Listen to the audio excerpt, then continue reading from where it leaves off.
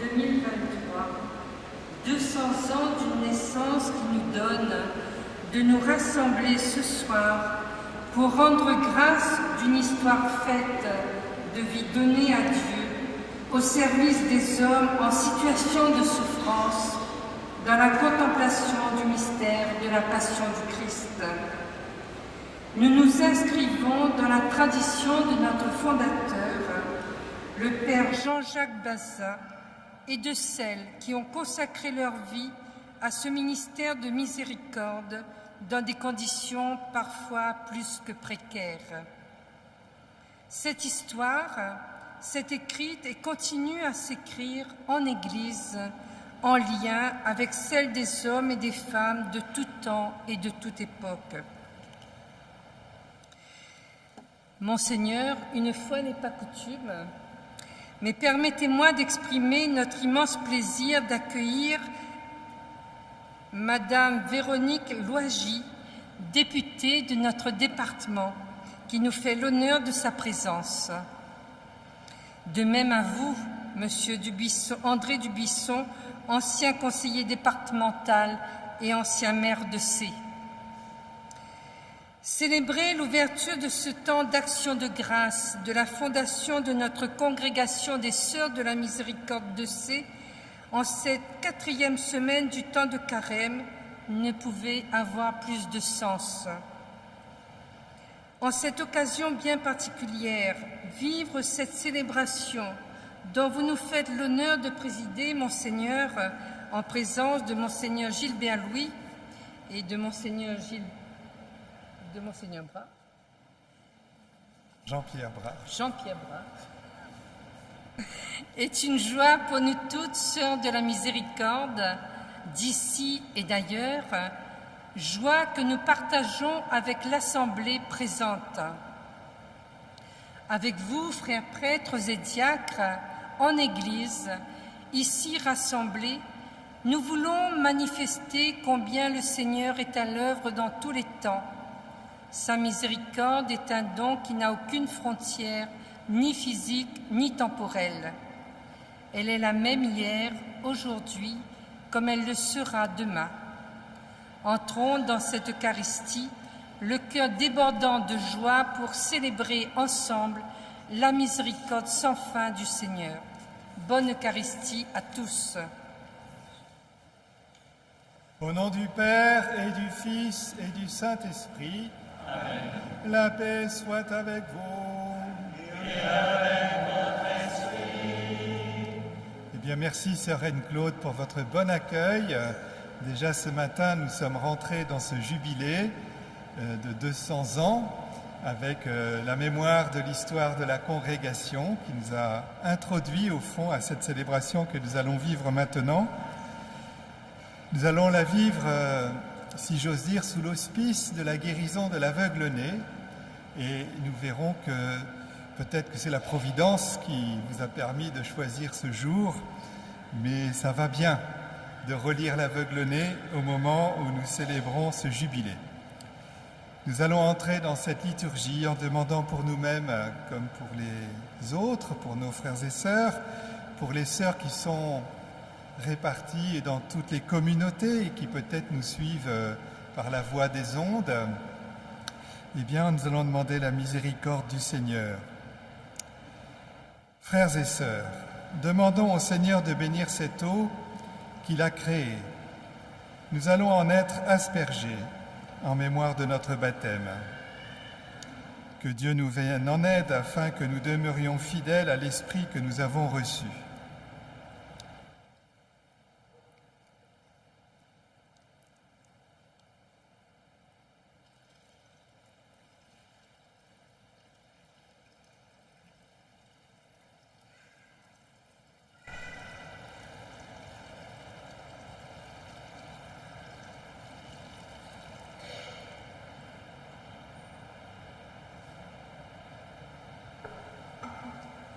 Dieu éternel et tout-puissant, tu as voulu que l'eau, source de la vie et principe de pureté, lave aussi nos âmes et nous apporte le don de la vie éternelle.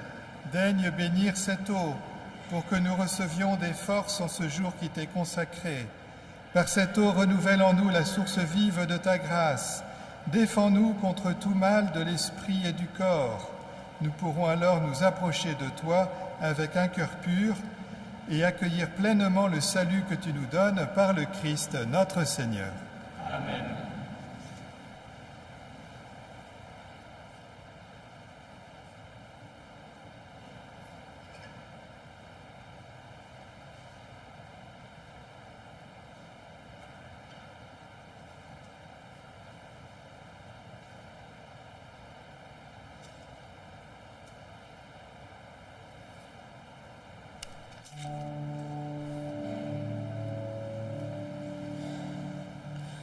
Vous qui avez soif, venez à moi et buvez, car de mon cœur ouvert jaillira le fleuve qui donne la vie.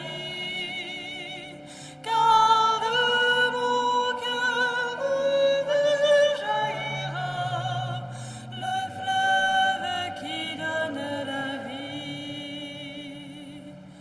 Affermissez les mains et les genoux affaiblis, dites au cœur défaillant, soyez forts, ne craignez pas, voici votre Dieu, c'est lui qui vient vous sauver. Vous qui avez soif, venez à moi et buvez, car de mon cœur ouvert jaillira le fleuve qui donne la vie. Car de mon cœur ouvert jaillira le fleuve qui donne la vie. Et que Dieu Tout-Puissant nous fasse miséricorde, qu'il nous purifie de nos péchés, et par la célébration de cette Eucharistie, qu'il nous rende dignes de participer à la table de son royaume par le Christ notre Seigneur. Amen. Et nous prions. Seigneur Dieu, par ton Verbe incarné, tu as merveilleusement réconcilié avec toi le genre humain. Accorde au peuple chrétien de se hâter avec un amour généreux et une foi ardente au-devant des fêtes pascales qui approchent par le Christ notre Seigneur. Amen.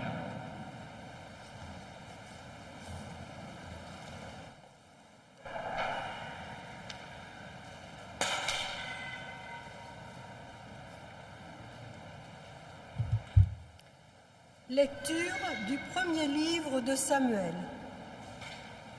En ces jours-là, le Seigneur dit à Samuel, « Prends une corne que tu rempliras d'huile et pars. Je t'envoie auprès de Jessé de Bethléem, car j'ai vu parmi ses fils mon roi. » Lorsqu'ils arrivèrent et que Samuel aperçut Eliab, il se dit, « Sûrement, c'est lui le Messie, lui qui recevra l'onction du Seigneur. » Mais le Seigneur dit à Samuel, « Ne considère pas son apparence, ni sa haute taille, car je l'ai écarté. Dieu ne regarde pas comme les hommes. Les hommes regardent l'apparence, mais le Seigneur regarde le cœur. » Jessé présenta ainsi à Samuel ses 7 fils. Et Samuel dit, « Le Seigneur n'a choisi aucun de ceux-là. » Alors Samuel dit à Jessé, « N'as-tu pas d'autres garçons ?» Jessé répondit, « Il reste encore le plus jeune. Il est en train de garder le troupeau. » Alors Samuel dit à Jessé, « Envoie-le chercher. Nous ne nous mettrons pas à table tant qu'il ne sera pas arrivé. » Jessé le fit donc venir. Le garçon était roux, il avait de beaux yeux, il était beau. Le Seigneur dit alors, « Lève-toi, donne-lui l'onction, c'est lui. » Samuel prit la corne pleine d'huile et lui donna l'onction au milieu de ses frères. L'Esprit du Seigneur s'empara de David à partir de ce jour-là. Parole du Seigneur.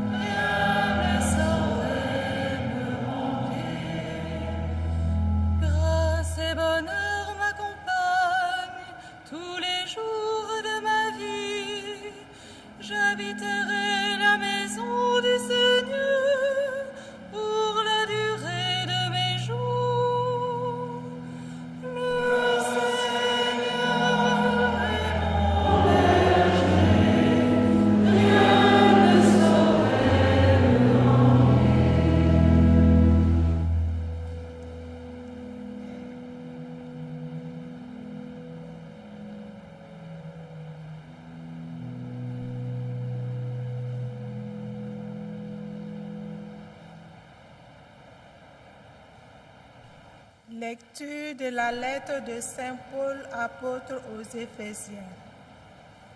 Frères, autrefois, vous étiez ténèbres.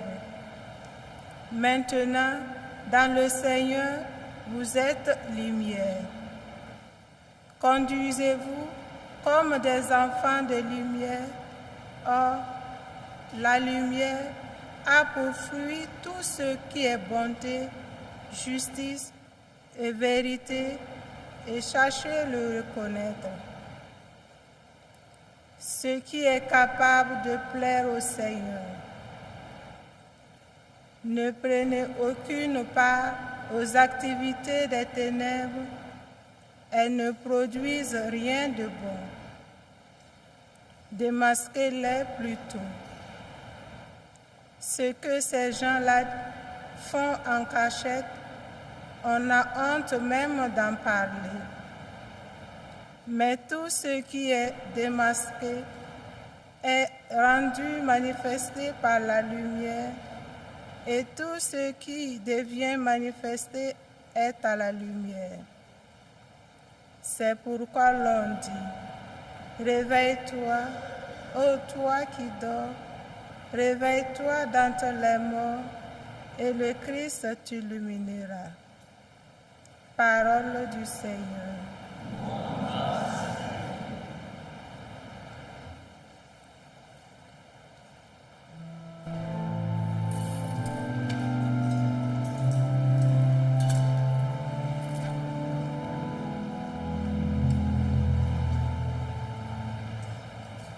Parole éternelle du Père, gloire à toi, Jésus-Christ. Parole éternelle du Père, gloire à toi, notre vie. Moi, je suis la lumière du monde, dit le Seigneur. Celui qui me suit aura la lumière de la vie. Parole éternelle du Père, gloire à toi, Jésus-Christ. Parole éternelle du Père, gloire à toi, notre vie. Le Seigneur soit avec vous. Évangile de Jésus-Christ selon saint Jean.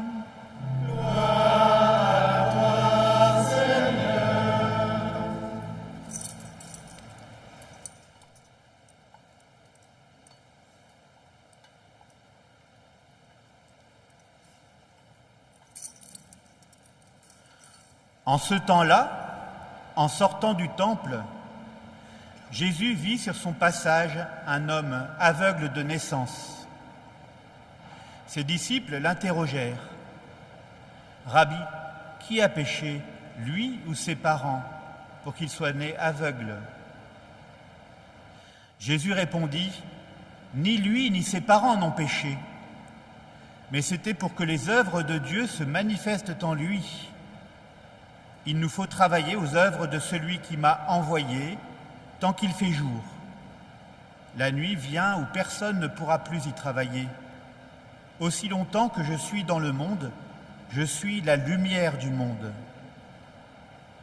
Cela dit, il cracha à terre et, avec la salive, il fit de la boue. Puis il appliqua la boue sur les yeux de l'aveugle et lui dit « Va te laver à la piscine de Siloé. » Ce nom se traduit « envoyé ». L'aveugle y alla donc, et il se lava. Quand il revint, il voyait. Ses voisins et ceux qui l'avaient observé auparavant, car il était mendiant, dirent alors « N'est-ce pas celui qui se tenait là pour mendier ?» Les uns disaient « C'est lui », les autres disaient « Pas du tout, c'est quelqu'un qui lui ressemble ». Mais lui disait « C'est bien moi ». Et on lui demandait « Alors, comment tes yeux se sont-ils ouverts ?» Il répondit « L'homme qu'on appelle Jésus a fait de la boue, il me l'a appliqué sur les yeux et il m'a dit « Va à Siloé et lave-toi ». J'y suis donc allé et je me suis lavé, alors j'ai vu. Ils lui dirent « Et lui, où est-il » Il répondit « Je ne sais pas ». On l'amène aux pharisiens, lui l'ancien aveugle. Or, c'était un jour de sabbat que Jésus avait fait de la boue et lui avait ouvert les yeux. À leur tour, les pharisiens lui demandaient comment il pouvait voir.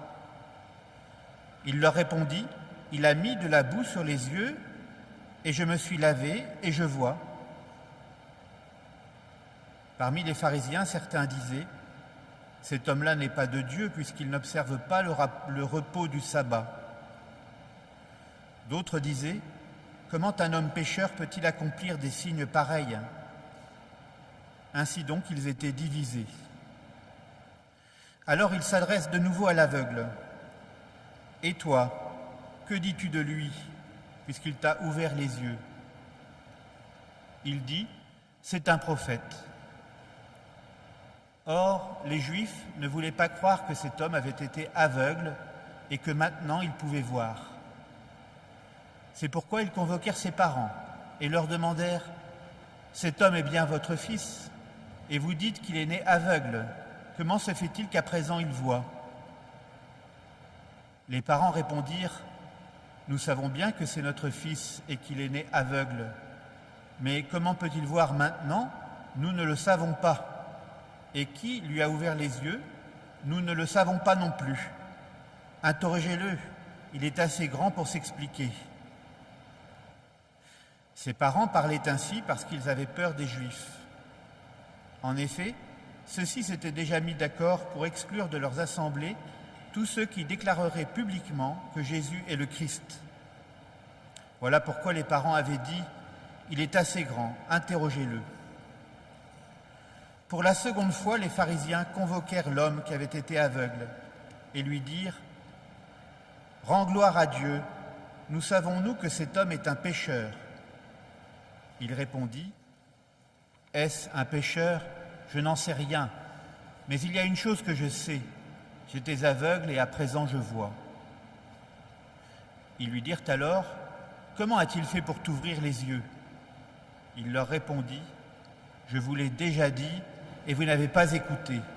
Pourquoi voulez-vous m'entendre encore une fois? Serait-ce que vous voulez, vous aussi, devenir ses disciples ?» Ils se mirent à l'injurier. « C'est toi qui es son disciple. Nous, c'est de Moïse que nous sommes les disciples. Nous savons que Dieu a parlé à Moïse, mais celui-là, nous ne savons pas d'où il est. » L'homme leur répondit « Voilà bien ce qui est étonnant. Vous ne savez pas d'où il est, et pourtant il m'a ouvert les yeux. Dieu, nous le savons, n'exauce pas les pécheurs. Mais si quelqu'un l'honore et fait sa volonté, il l'exauce. Jamais encore on n'avait entendu dire que quelqu'un ait ouvert les yeux à un aveugle de naissance. Si lui n'était pas de Dieu, il ne pourrait rien faire. »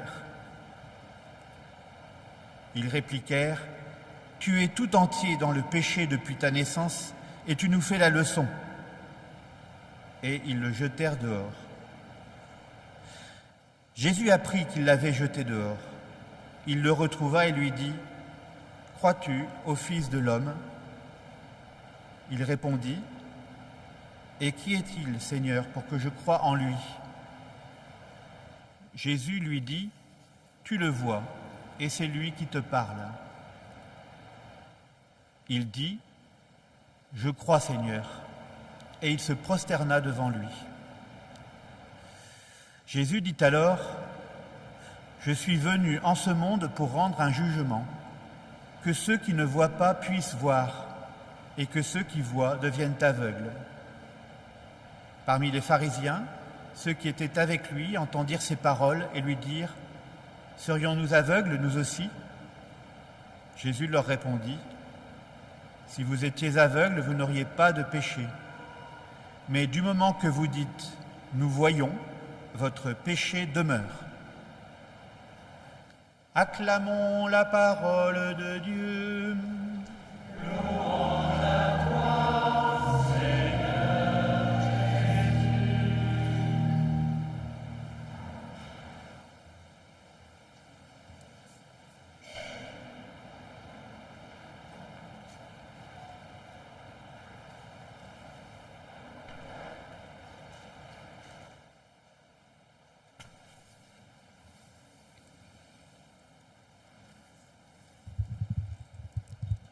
Pour faire un tel miracle, il faut prendre une initiative. Et Jésus est assez libre pour prendre des initiatives. Vous savez, c'est le signe même de la liberté que de pouvoir faire du neuf. C'est une vieille analyse de la philosophie, mais l'homme libre, c'est celui qui peut faire du neuf. Et Jésus est celui qui fait du neuf dans un contexte très cadré, qui est celui du monde juif de son temps, Et nous savons qu'il guérit cet homme pendant le jour du sabbat. Et il bouscule les habitudes. Il fait du neuf, alors que dans le sabbat on est censé se reposer. Il fait un acte de guérison et ça ne convient pas à nos amis pharisiens.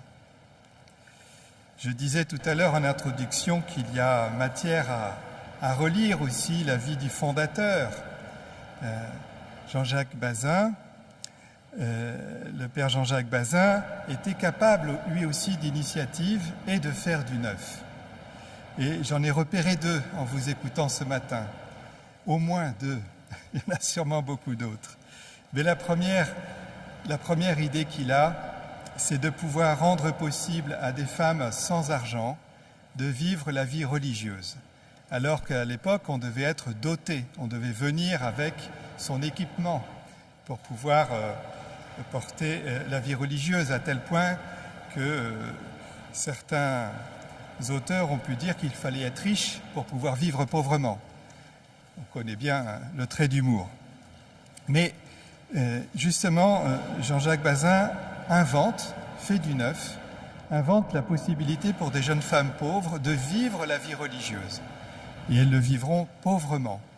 Si pauvrement que la deuxième initiative qu'il va prendre, celle de soigner gratuitement les personnes, alors qu'à l'époque on se faisait payer pour les soins, il y a 200 ans, eh bien les gens ont cru que les religieuses étaient riches puisqu'elles n'avaient pas besoin de se faire payer. J'ai bien entendu ça. Ben, c'est pas non, elles n'étaient pas si riches que ça, bien au contraire, elles vivaient très chichement. Et donc, voilà un homme, Jean-Jacques Bazin, qui a eu cette capacité d'innover dans la vie religieuse, d'innover dans la proximité aux pauvres, en leur proposant des soins qu'ils ne pouvaient pas s'offrir. J'avance un peu dans ce magnifique évangile que nous connaissons peut-être par cœur. Vous avez remarqué comme moi que Jésus prend l'initiative de parler à cet homme, cet aveugle dont on ne connaît pas ici le nom. Il ne demande rien à l'aveugle. La plupart des miracles dans l'Évangile, ce sont des lépreux qui disent « si tu le veux, tu peux me guérir » ou l'aveugle Bartimée qui dit « fils de David », il interpelle Jésus. Voilà, ce sont les possédés, les malades, les pauvres qui vont chercher Jésus. Et là, cet homme, il ne demandait rien, sinon sa mendicité quotidienne, et Jésus prend l'initiative d'aller vers lui et de poser un geste qui va le guérir. Et je vous invite à regarder de près ce geste. Vous savez qu'il prend de la salive, il mélange avec de la poussière, de la terre, et il la pose sur les yeux de l'aveugle. Comme moi, vous savez qu'au 2e chapitre de la Genèse, lorsque Dieu crée Adam, c'est à partir de la terre qu'il le modèle. Voilà. Et saint Irénée, 170-200 après Jésus-Christ, a eu cette idée assez géniale de dire, mais au fond, il ajoute à l'aveugle ce qui manquait à sa nature. Il manquait les yeux, il lui rajoute les yeux. C'est beau, hein? Fallait un peu l'imaginer, ça. Voilà. Jésus complète et ainsi il manifeste l'œuvre de Dieu sur cette personne.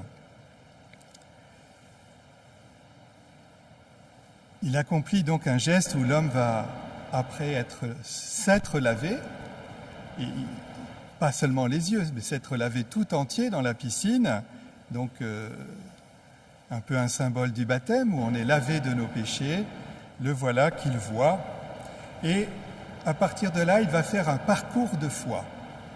Un parcours de foi qu'on peut repérer à travers la façon dont il va nommer Jésus. Au début, il dit « c'est Jésus ».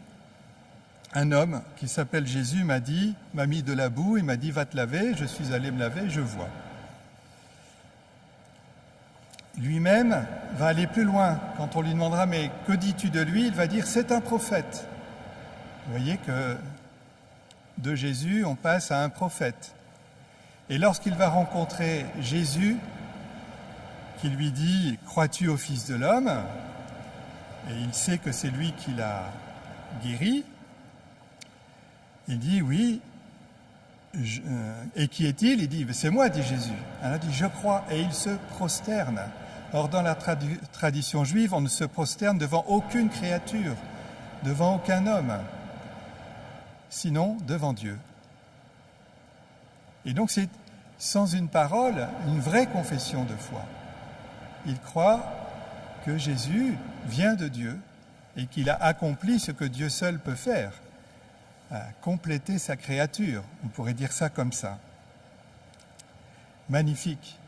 Et donc on comprend pourquoi nous lisons ce texte pendant les dimanches qui préparent les catéchumènes au baptême. On voit bien que petit à petit, la foi venant, il voit mieux, il croit mieux, et il y a tout un parcours de foi qui se réalise en quelques lignes. C'était vrai déjà pour la Samaritaine dimanche dernier.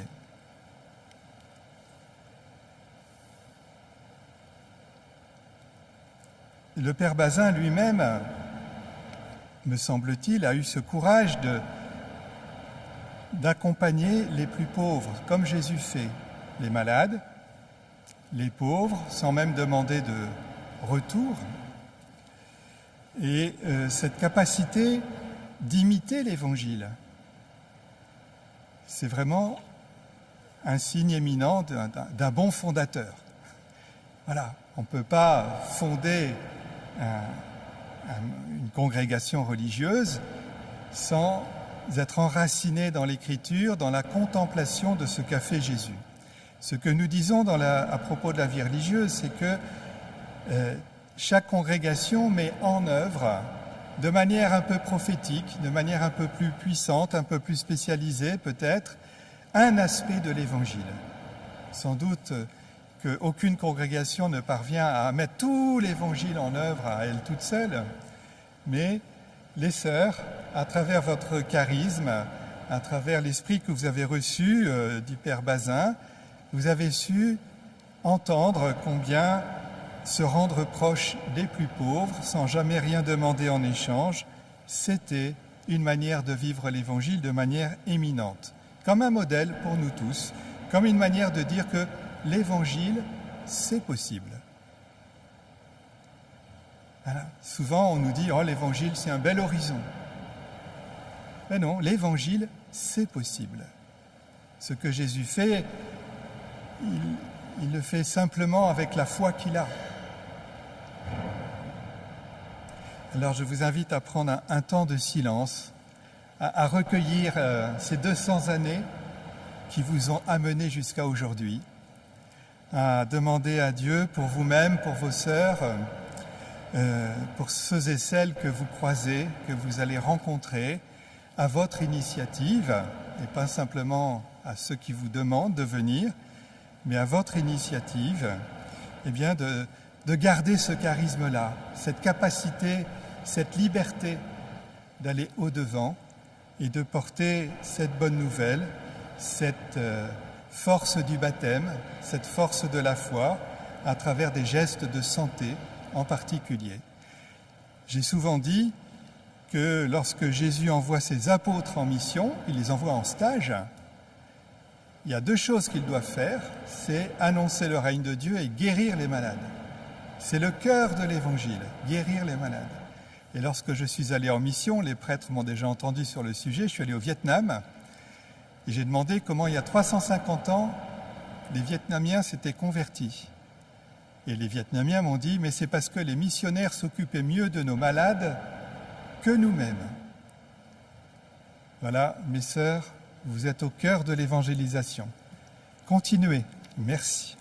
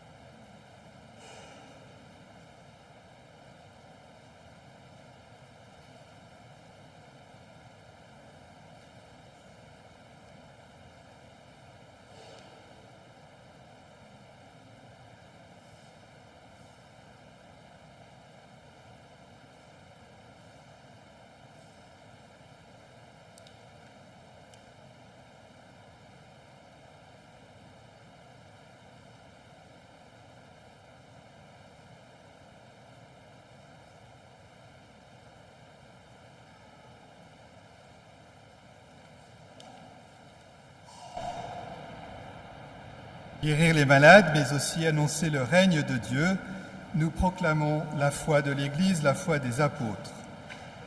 Je crois en Dieu, le Père Tout-Puissant, Créateur du ciel et de la terre, et en Jésus-Christ, son Fils unique, notre Seigneur, qui a été conçu du Saint-Esprit, est né de la Vierge Marie, a souffert sous Ponce Pilate, a été crucifié, est mort et a été enseveli, est descendu aux enfers. Le troisième jour est ressuscité des morts, est monté aux cieux, est assis à la droite de Dieu, le Père Tout-Puissant, d'où il viendra juger les vivants et les morts. Je crois en l'Esprit Saint, à la Sainte Église catholique, à la communion des saints, à la rémission des péchés, à la résurrection de la chair, à la vie éternelle. Amen. En cette fête du bicentenaire, le Seigneur nous invite à marcher à sa suite et à nous abandonner à lui. Confions-lui avec espérance nos intentions.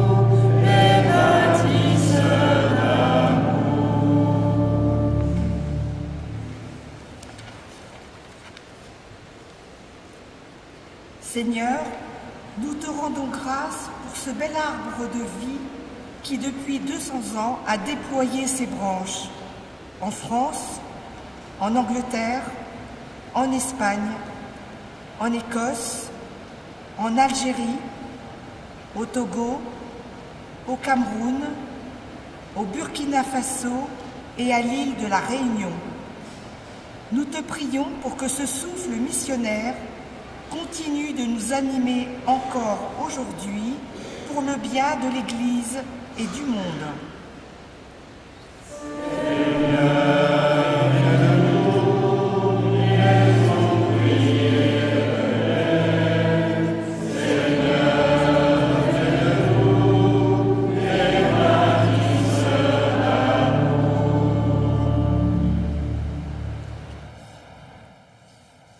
Seigneur, nous te rendons grâce pour les ministres ordonnés. Nous te prions, avec le pape François, que l'Église fidèle à l'Évangile soit un lieu de solidarité, de fraternité, d'accueil, qu'elle vive de plus en plus la synodalité et accueille les catéchumènes.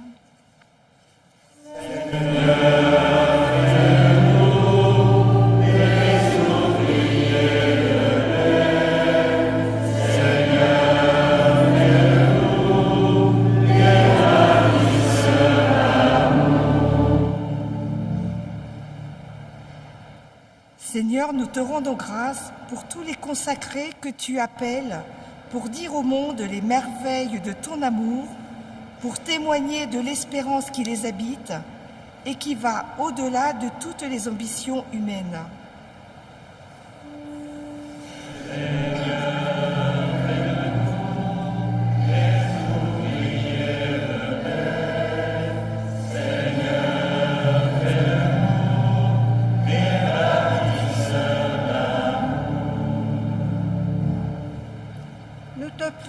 Afin que de nombreux jeunes se lèvent et entendent dans leur cœur cet appel à vivre la passion de l'Évangile et répondent avec Marie, qu'il me soit fait selon ta parole.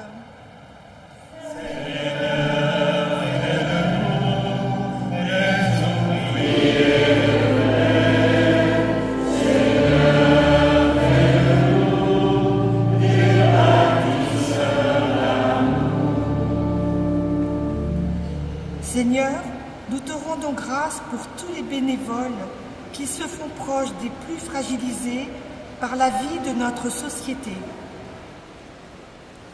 Nous te prions pour tous ceux qui s'engagent aujourd'hui dans une mission au service des plus pauvres, pour toutes les équipes nationales et internationales qui veulent être présentes pour l'accueil et l'accompagnement de ceux qui sont marginalisés, qu'ils soient les témoins de ton amour à l'œuvre parmi les hommes.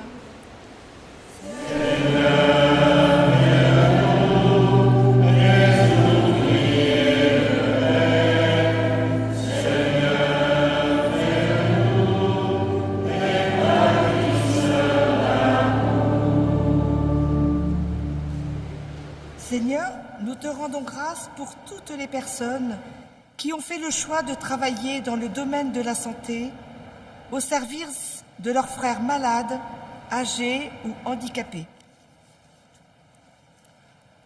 Nous te prions que l'Esprit Saint leur inspire les paroles qui apaisent, les gestes qui soulagent et l'amitié qui réconforte.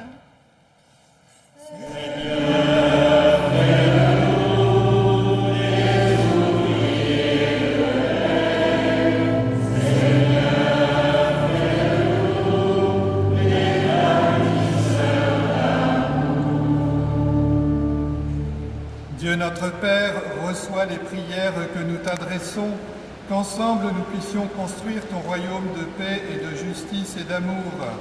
Nous te le demandons par Jésus-Christ, ton Fils, notre Seigneur, qui vit et règne avec toi dans l'unité du Saint-Esprit, Dieu pour les siècles des siècles. Amen.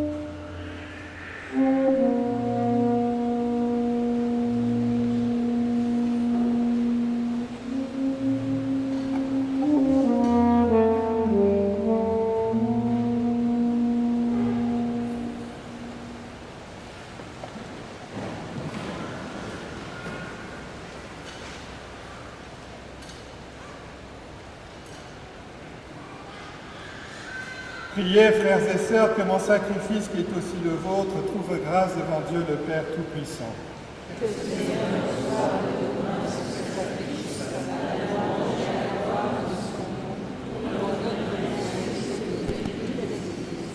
Seigneur, nous te présentons dans la joie l'Eucharistie qui assure la guérison éternelle, et nous te prions humblement.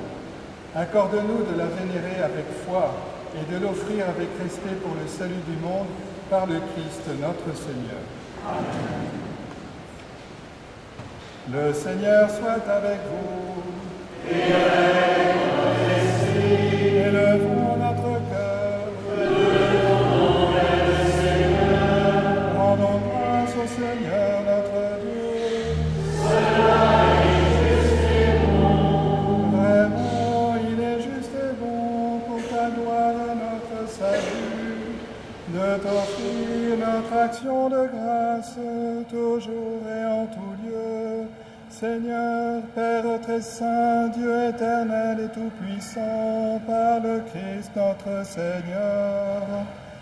Par le mystère de son incarnation, il a guidé vers la clarté de la foi l'humanité qui marchait dans les ténèbres.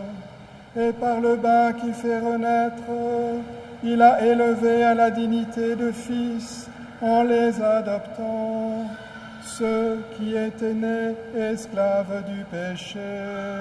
C'est pourquoi le ciel et la terre t'adorent. Ils te chantent le cantique nouveau, et nous-mêmes, unissant notre voix à celle des anges, nous t'acclamons.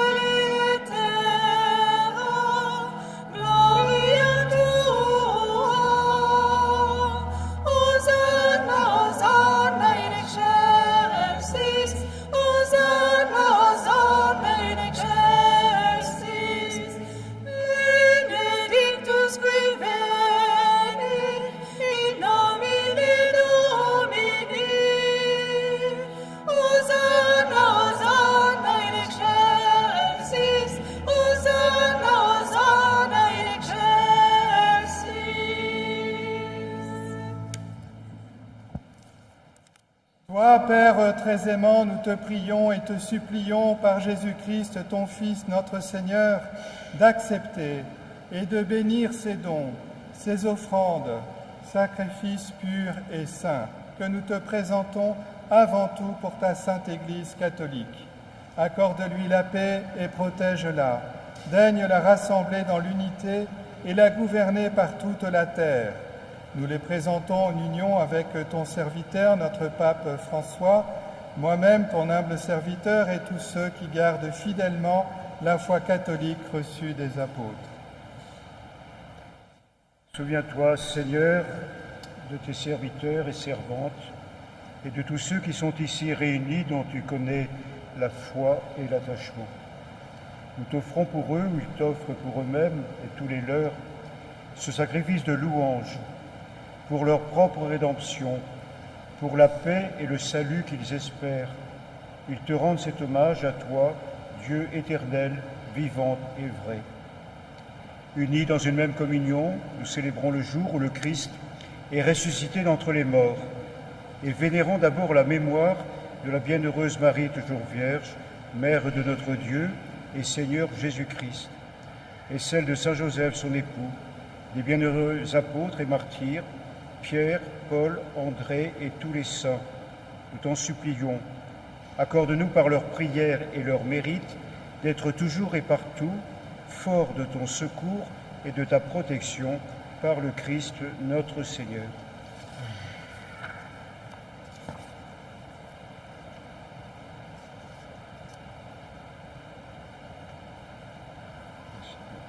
Voici donc l'offrande que nous présentons devant toi, nous, tes serviteurs et ta famille entière. Seigneur, dans ta bienveillance, accepte-la.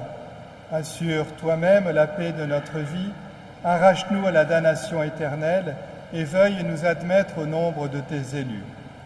Seigneur Dieu, nous t'en prions, daigne bénir et accueillir cette offrande. Accepte-la pleinement, rends-la parfaite et digne de toi, bien-aimé, Jésus le Christ, notre Seigneur.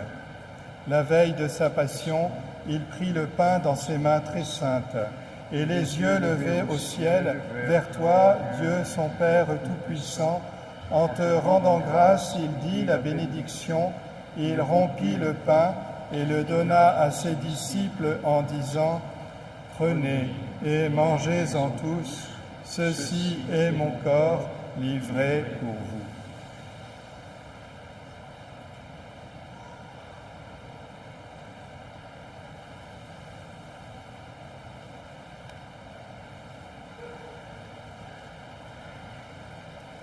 De même, après le repas, il prit cette coupe incomparable dans ses mains très saintes, et te rendant grâce à nouveau, il dit la bénédiction et donna la coupe à ses disciples en disant « Prenez et buvez-en tous, car ceci est la coupe de mon sang, le sang de l'alliance nouvelle et éternelle, qui sera versé pour vous et pour la multitude en rémission des péchés. Vous ferez cela en mémoire de moi. »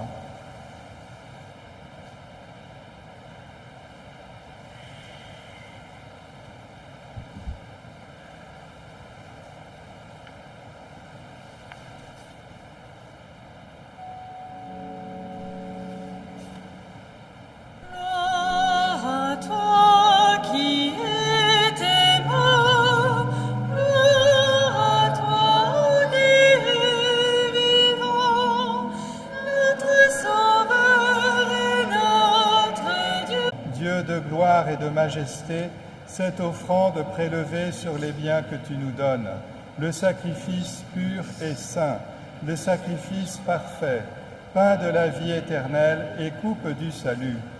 Et comme il t'a plu d'accueillir les présents de ton serviteur Abel le juste, le sacrifice d'Abraham, notre Père dans la foi, et celui que t'offrit Melchisédek, ton grand prêtre, oblation sainte et immaculée, regarde ces offrandes avec amour et dans ta bienveillance, accepte-les. Nous t'en prions, supplions Dieu Tout-Puissant, qu'elles soient portées par les mains de ton Saint-Ange en présence de ta gloire sur ton autel céleste, afin qu'en recevant ici par notre communion à l'autel le corps et le sang très saint de ton Fils, nous soyons comblés de la grâce et de toute bénédiction du ciel.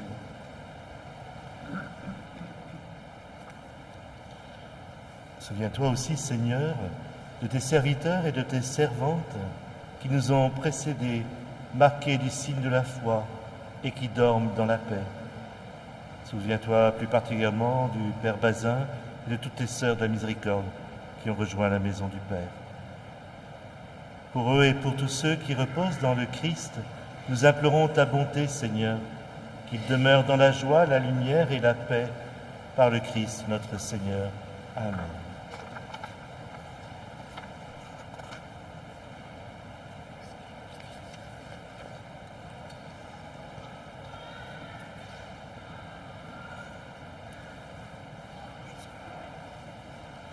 Et nous, pécheurs, tes serviteurs, qui mettons notre espérance en ta miséricorde inépuisable, admets-nous dans la communauté des saints apôtres et martyrs, avec Jean-Baptiste, Étienne, Matthias et Barnabé et tous les saints. Nous t'en prions, accueille-nous dans leur compagnie, sans nous juger sur le mérite, mais en accordant largement ton pardon par le Christ notre Seigneur. Par lui, tu ne cesses de créer tous ces biens, tu les sanctifies, tu leur donnes la vie, les bénis et nous en fais le don. Par lui, avec lui et en lui. Amen. À toi, Dieu le Père Tout-Puissant, dans l'unité du Saint-Esprit. Amen. Tout honneur et toute gloire pour les siècles des siècles.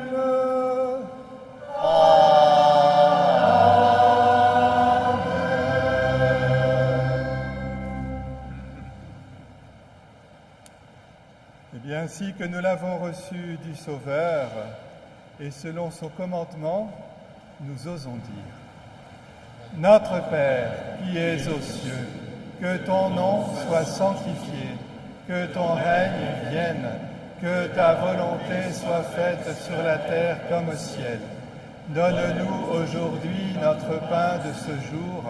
Pardonne-nous nos offenses, comme nous pardonnons aussi à ceux qui nous ont offensés, et ne nous laisse pas entrer en tentation, mais délivre-nous du mal.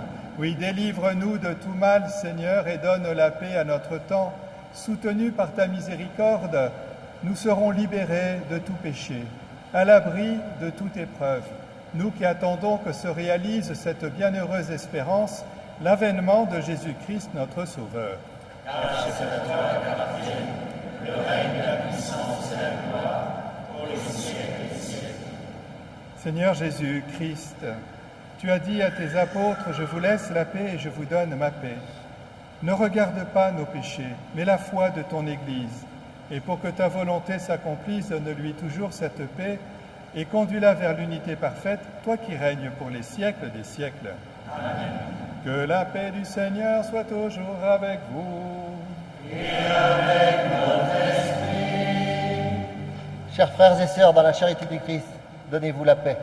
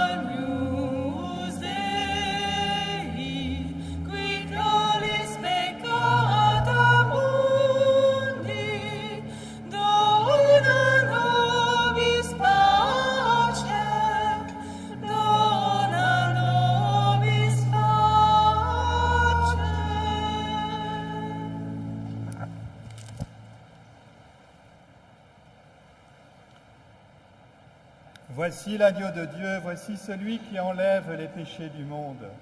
Heureux les invités au repas des noces de l'agneau. Seigneur, je ne suis pas digne de te recevoir, mais dis seulement une parole et je serai guéri. Que le corps et le sang du Christ nous gardent pour la vie éternelle. Amen.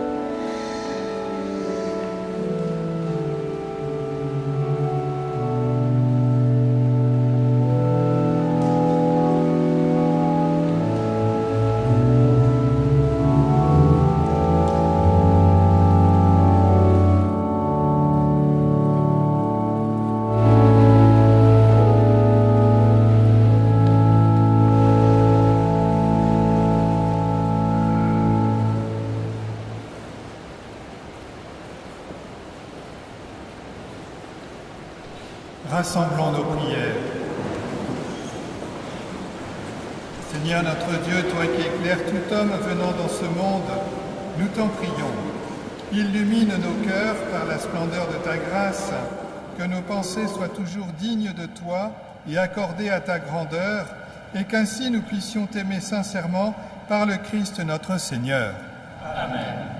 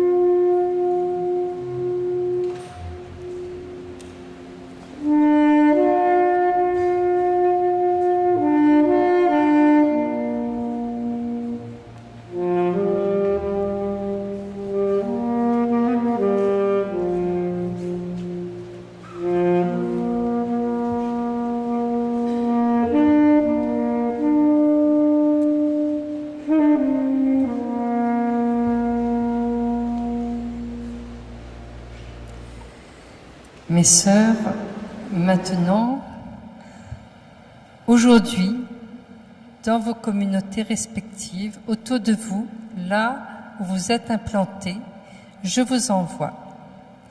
Soyez semeuses d'espérance et témoignez de la miséricorde de Dieu autour de vous.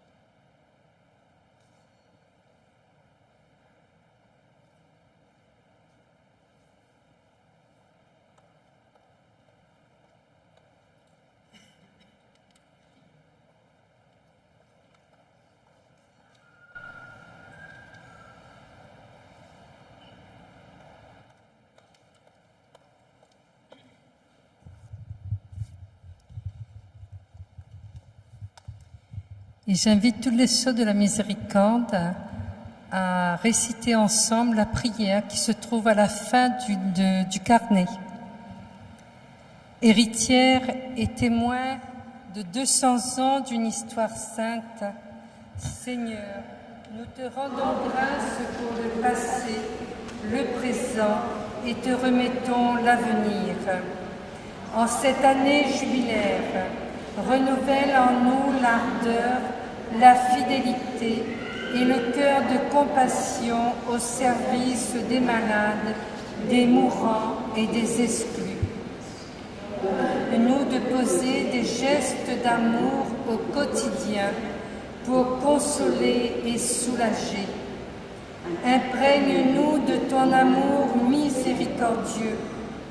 Rends-nous attentives aux besoins des hommes, de l'Église et du monde en cette étape de notre histoire. Toi qui as inspiré au Père Jean-Jacques Bazin de fonder la congrégation pour soigner les corps et atteindre les âmes, anime-nous du même esprit qui l'animait. Passionne-nous de son zèle apostolique, de son humilité, de sa foi et de sa simplicité. Attends-nous dans ses pas et selon son enseignement, d'aimer et de servir le Christ auprès des plus pauvres et de tous ceux qui souffrent. Que celui qui exerce la miséricorde le fasse en rayonnant de joie. Que la Vierge Marie nous accompagne sur le chemin de fidélité.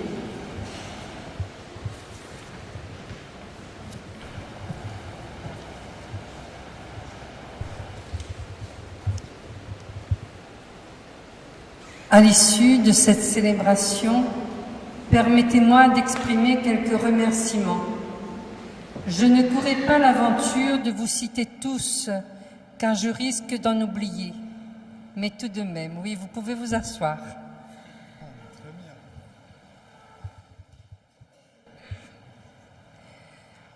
Votre présence, Madame la députée, signe l'ancrage de la vie religieuse dans la vie de la cité et son engagement à travailler en partenariat, en complémentarité, pour que tout homme puisse vivre dignement.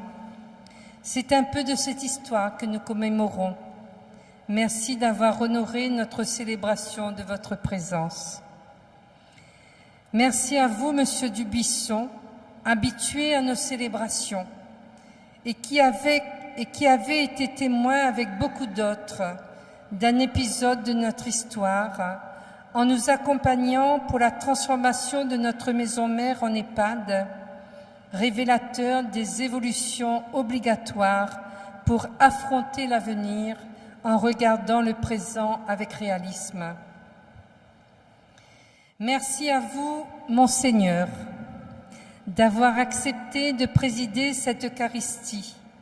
Au nom de toute la congrégation et de l'Assemblée, je vous exprime notre profonde joie et notre reconnaissance en vous joignant à notre action de grâce pour cet événement bien particulier d'un bicentenaire. Monseigneur Gilbert Louis, vous ne comptez plus les célébrations vécues avec nous, et je vous dirai, nous de même. C'est toujours une joie de vous compter parmi nous. Merci à vous, Monseigneur Jean-Pierre Brard, qui participez aussi régulièrement à nos célébrations.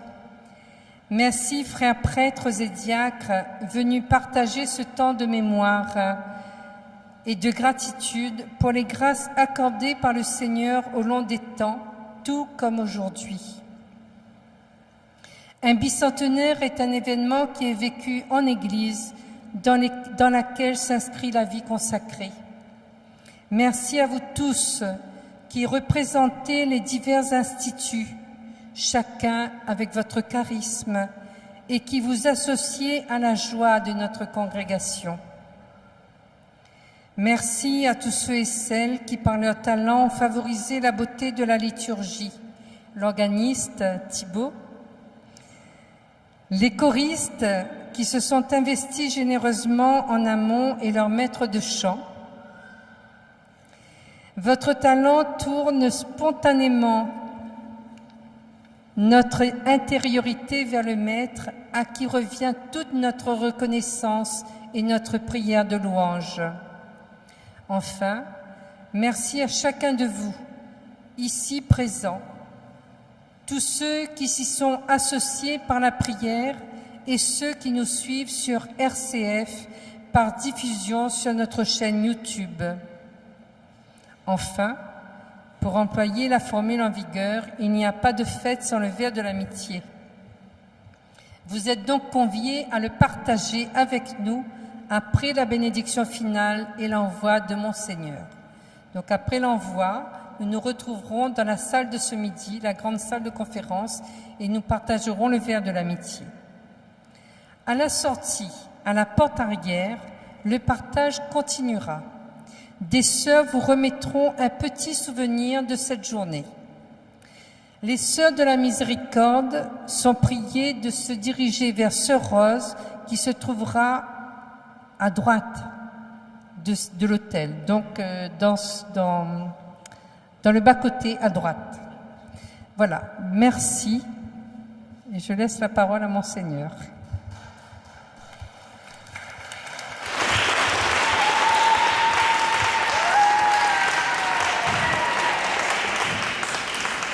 Merci, sœur Reine-Claude. Elle a pensé à tout le monde sauf à elle. Hein. Donc on peut l'applaudir.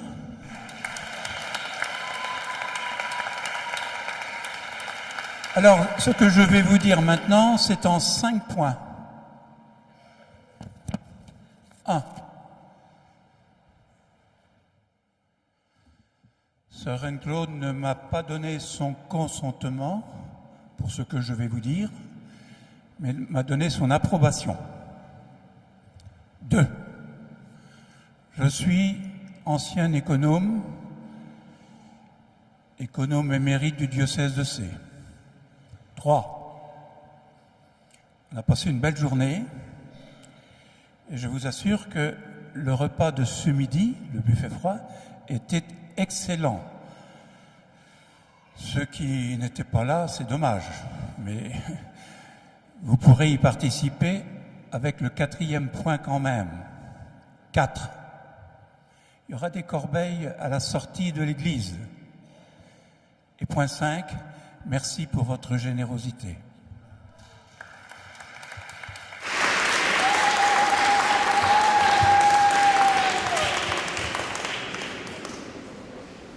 Je vous invite à recevoir la bénédiction de Dieu.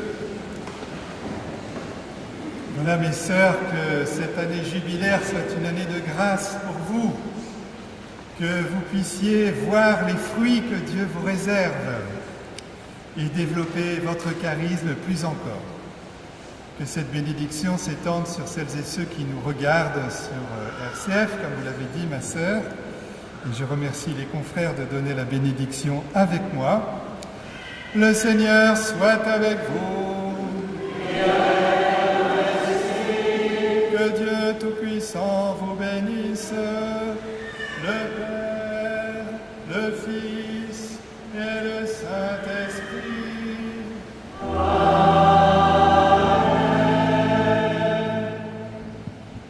Allez dans la paix du Christ.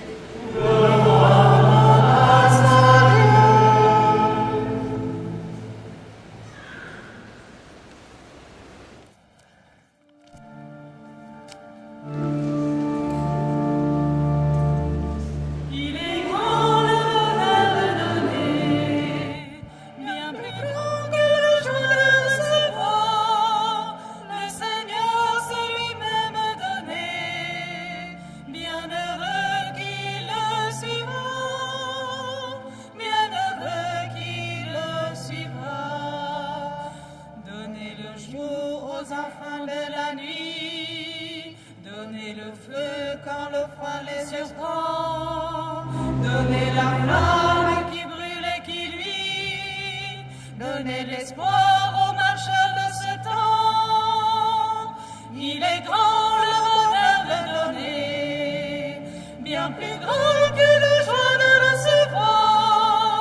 Le Seigneur s'est lui-même donné, bienheureux qui le suivra, bienheureux qui le suivra.